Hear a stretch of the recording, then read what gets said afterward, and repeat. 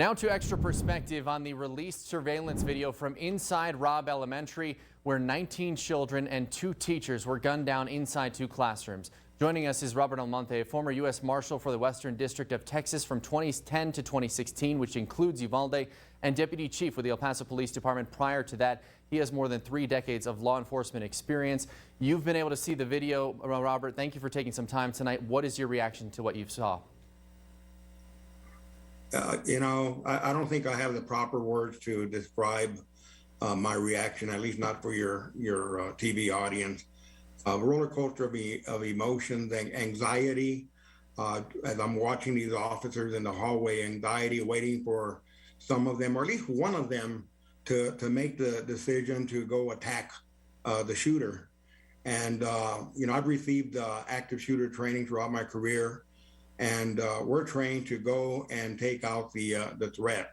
And yeah, you're risking your life, but that's what we signed up for. We took an oath of office to protect life, and I was very, very shocked, to say the least. Disappointed, extremely disappointed. And I don't know if again, I'm just seeing all these officers together. I don't know if they were waiting for somebody to make the decision to let's go in after them.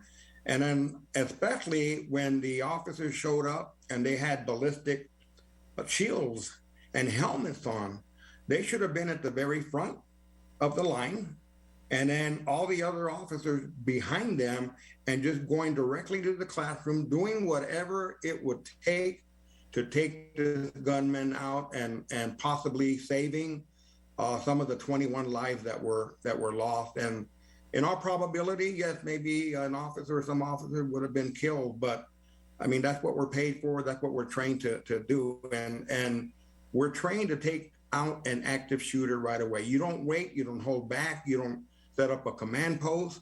You just go in and take out the threat immediately. And you do whatever it takes, even if you have to bust holes through the wall of the classroom, bust through the window, do whatever you need to do.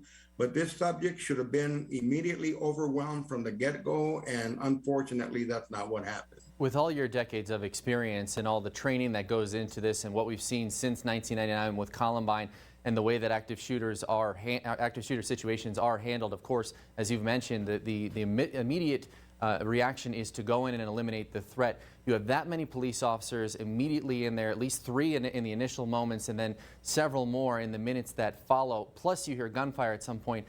What in your mind, I mean, how do you wrap your mind around this, that at some point not one person makes that move before 77 minutes? Well, that's the thing, is that I can't wrap my mind around it. I'm watching it, and I'm just hoping one officer would have made the decision to go in, and I just don't understand it. I don't know if all of the officers were waiting for one officer, for somebody to make a decision. They heard the gunshots. We heard them watching the video. You can hear the gunshot. This shooter is killing people. He's killing kids. Everybody should have ran towards that door and taken out the shooter immediately. I just can't wrap my head around it. I don't know what happened. This was definitely a failure in law enforcement. Robert Almonte. This is how we're trained.